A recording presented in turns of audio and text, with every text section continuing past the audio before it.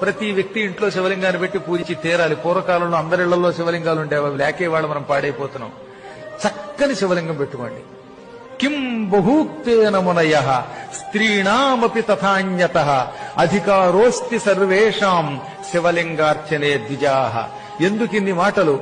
శివలింగం అందరి ఇళ్లలో ఉండొచ్చు, అందరూ శివలింగాన్ని ముట్టుకుని పూజించవచ్చు. స్త్రీణామపి ఆడువారికి, తథా అన్యతః ఇతరులకు, అందరికీ శివలింగం మీద అర్చన మీద అధికారం ఉన్నది.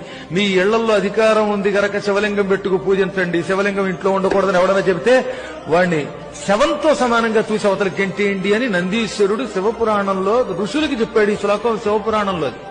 కాబట్టి అందరిళ్లలో లింగం ఉండాలి. ఇళ్లలో ఉండి తీరాలి తప్ప ఆ గుళ్ళోకి వెళ్లి మనం ముట్టుకోవడానికి దానికి నియమాలు ఉంటాయి. అక్కడ అర్చకులే పెడతారు. కానీ నీ ఇంట్లో నువ్వు లింగం పెట్టుకుని పూజించవచ్చు. అలా ఉండి తీరాలట. అసలు శివలింగం లేని ఇంట్లో అన్నం తింటే అది శవం దగ్గర పెట్టిన